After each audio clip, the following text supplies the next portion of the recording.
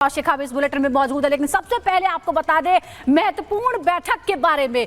क्या यूपी में कुछ बड़ा होने वाला है, इस पर नजरें सबकी है क्योंकि लगातार हलचल चल रही है और आज अहम मुलाकातें दिल्ली में भी होने वाली है। योगी आदित्यनाथ दिल्ली में मौजूद हैं और इस दौरान पीएम से और शाह से मुलाकात होगी। योगी आदित्यनाथ की इस बात की संभावना जताई जा रही है। दरअसल तमाम राज्यों के मुख्यमंत्री उप मुख्यमंत्रियों की बैठक है, लेकिन इस दौरान नजरें इस बात पर है कि आखिर योगी से मुलाकात में क्या कुछ होने वाला है। आपको याद होगा किस तरह से कई राउंड की बैठकें चाहे वो प्रदेश में हो या फिर दिल्ली में हो चुकी हैं। कल भी एक महत्वपूर्ण बैठक थी और दो जो डिप्टी सीएम हैं उत्तर प्रदेश के, उन्हें लेकर कई तरह के सवाल हैं। हो सकता है कि आज की मुलाकात में रिपोर्ट दें योगी आदित्यनाथ की आखिरकार प्रदेश की राजनीति में क्या चल रहा है या भविष्य में क्या होने वाला है। और सीधे ग्राउंड जीरो पर चलेंगे। केशव प्रसाद मौर्य के घर से गणेश हमारे साथ जुड़ गए हैं और यूपी सदन से हमारे साथ दीपेश जुड़े हुए हैं। गणेश, आपके पास आना चाहेंगे। यूपी बीजेपी की कलह का समाधान क्या मिल सकता है, आज दिल्ली दरबार में मिल सकेगा? गणेश हमारे साथ जुड़े हुए हैं सीधे ग्राउंड जीरो से, उनके पास जाना चाहेंगे। देखिए किस तरीके से यहाँ पर मुलाकातों का सिलसिला लगातार जारी है। क्या नजर आ रहा है, क्या समाधान इस दिल्ली दरबार से मिल सकेगा? ये जो बैठक हो रही है उससे, जो यूपी में कलह चल रही है उसका। देखिए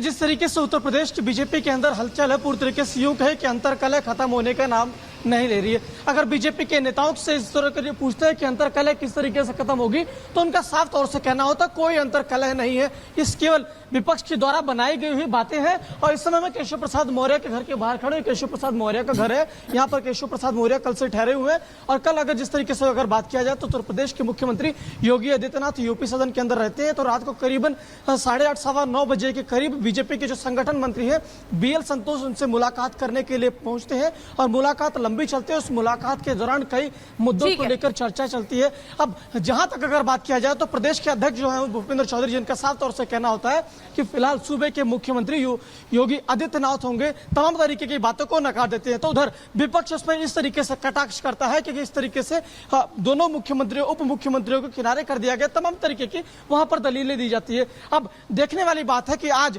जिस तरीके से चाहे सूबे के मुख्यमंत्री, इंतजार है कि आज की बैठक के बाद क्या कुछ नतीजा निकलता है।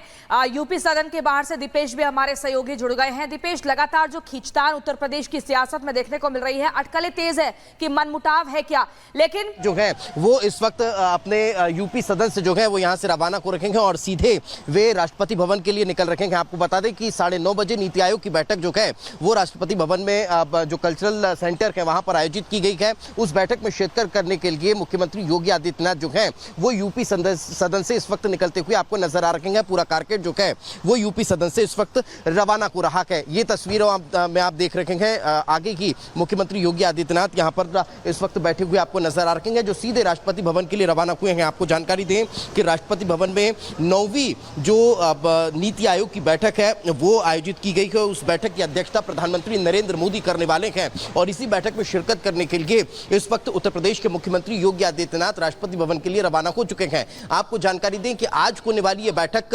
2047 तक भारत की जो इकोनॉमी है वो $30 ट्रिलियन करने के उद्देश्य से जो थीम है वो रखी गई है। इसी पर महत्वपूर्ण चर्चा जो है होती हुई नजर आने वाली है। इससे इतर अगर बात की जाए तो राज्यों के द्वारा जो रिपोर्ट तैयार की गई है, रिपोर्ट जो है वो नीति आयोग के समक्ष रखी जाएगी। उस रिपोर्ट पर फिर चर्चा होगी। इसके साथ साथ कई अन्य मसले हैं, चाहे वो बिजली का हो, स्वास्थ्य का हो, इससे इतर राज्यों और केंद्र सरकार के बीच समन्वय का मसला को, विकसित भारत बनाने को लेकर, इस पूरे मसले को लेकर, विकसित भारत बनाने को लेकर किस तरह से राज्यों की भूमिका हो सकती है, उस पर कहीं ना कहीं मंथन होता हुआ नजर आने वाला है। ये बात हुई नीति आयोग की बैठक की, लेकिन इससे इतर आज बीजेपी शासित राज्यों के मुख्यमंत्री और उप मुख्यमंत्रियों की भी एक बिल्कुल। देखिए दीपेश, एक तरफ नीति आयोग की बैठक है, इसमें कौन कौन शामिल होगा, इंडी के गठबंधन के लोग भी शामिल होंगे, लेकिन सवाल यूपी की राजनीति पर भी है। गणेश लगातार बने हुए हैं। गणेश, देखिए एक तरफ नीति आयोग की बैठक तो है ही, लेकिन उससे इतर जो अलग से मुलाकात होने वाली है, जिसकी संभावना है कि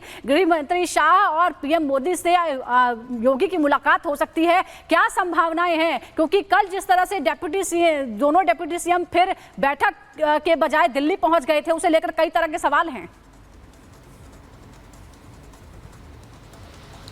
देखिए, जिस तरीके से आज बीजेपी की प्रदेश के मुख्यमंत्रियों की, अलग अलग प्रदेशों के मुख्यमंत्रियों की जो बैठक है दिल्ली के अंदर, ये बैठक महत्वपूर्ण है। लोकसभा चुनाव के बाद इस तरीके से बीजेपी की पहली बैठक है। अब इस बैठक के दौरान दिल्ली के अंदर जो यूपी के मुख्यमंत्री योगी आदित्यनाथ भी मौजूद हैं और जो दोनों प्रदेश के जो दो उप मुख्यमंत्री है, चाहे ब्रजेश पाठक हो, केशव प्रसाद मौर्य है, ये लोग भी इस बैठक के लिए यहाँ पर पहुंचे हुए हैं। लेकिन जब शाम को ये बैठक होगी, उस बैठक के दौरान ये देखने वाली बात होगी, क्या बैठक के पहले या बैठक के बाद क्या सूबे के मुख्यमंत्री योगी आदित्यनाथ से प्रधानमंत्री नरेंद्र मोदी या गृह मंत्री अमित शाह अलग से कोई मुलाकात करते हैं या अलग से कोई बात होती है कि समीक्षा को लेकर बात होती है? क्योंकि जिस तरीके से उत्तर प्रदेश के परिणाम आए और परिणाम आने के बाद जिस तरीके से अंतरकलह देखने को मिल रहा है, अंतरकलह जो है वो लगातार देखी जा रही है। दीपेश भी हमारे साथ बने हुए हैं लगातार, उनके पास जाना चाहेंगे। दीपेश, देखिए, योगी आदित्यनाथ की मुलाकात गृह मंत्री अमित शाह और प्रधानमंत्री नरेंद्र मोदी से हो सकती है। अगर होती है तो क्या क्या बातें वो रख सकते हैं उनके सामने? दीपेश, देखिए, भविष्य की रणनीतियों को लेकर चर्चा होगी, लेकिन उत्तर प्रदेश में जिस तरह की राजनीतिक हलचल देखने को मिल रही है, संभवतः उस पर भी बातचीत होती हुई नजर आने वाली है, क्योंकि लगातार कई तरह के कयास जो हैं वो उत्तर प्रदेश की राजनीति को लेकर लगाए जा रहे हैं। तो ये कहा नहीं जा सकता कि इस पर कोई बातचीत नहीं होगी, इस पर भी बातचीत होगी, मगर उससे पहले बीजेपी शासित राज्यों के मुख्यमंत्रियों के बीच ये बैठक होना और उनके साथ साथ उप मुख्यमंत्रियों का मौजूद रहना, एक बड़ी बैठक, उस पर भी भविष्य को लेकर रणनीति जो है वो बनती हुई नजर आने वाली है। लेकिन जिस बात का जिक्र आप कर रही हैं कि गृह मंत्री अमित शाह और प्रधानमंत्री नरेंद्र मोदी से मुख्यमंत्री योगी आदित्यनाथ की मुलाकात, तो वो देखने वाली बात होगी कि क्या इन दो बैठकों के बाद मुख्यमंत्री योगी आदित्यनाथ केंद्रीय गृह मंत्री अमित शाह और प्रधानमंत्री नरेंद्र मोदी से मुलाकात करने के लिए पहुंचते हैं, क्योंकि चाहे नीति आयोग की बैठक का जिक्र कर लीजिए या फिर बीजेपी शासित राज्यों के मुख्यमंत्रियों और उप मुख्यमंत्रियों की बैठक का जिक्र कर लीजिए, इन दोनों की बैठक में प्रधानमंत्री नरेंद्र मोदी से मुलाकात जो है वो होती हुई नजर आने वाली है। इससे इतर क्या अलग से किसी विषय को लेकर मुख्यमंत्री की इन दोनों से मुलाकात होगी, ये देखने वाली बात होगी। महत्वपूर्ण जानकारी ग्राउंड जीरो से दे रहे हैं दीपेश और गणेश, लगातार हमारे साथ बने हुए हैं। लेकिन इसी बीच अपने दर्शकों को बता दें, अखिलेश और केशव मौर्य की सियासी अदावत अब चरम पर पहुंच गई है। देखिए, दिल्ली दरबार पहुंचे थे केशव मौर्य, योगी विरोधी सुर लेकर, वहां पर उन्हें कामयाबी हाथ नहीं लगी, लेकिन यहीं पर अखिलेश यादव ने एक और अलग मोर्चा खोल दिया है। इस सियासी मोर्चे के मायने अलग अलग निकाले जा रहे हैं, लेकिन इसमें अखिलेश यादव का क्या कुछ फायदा हो सकता है, क्या कुछ उसके राजनीतिक मतलब निकल रहे हैं, पूरी खबर इस रिपोर्ट के जरिए देखिए।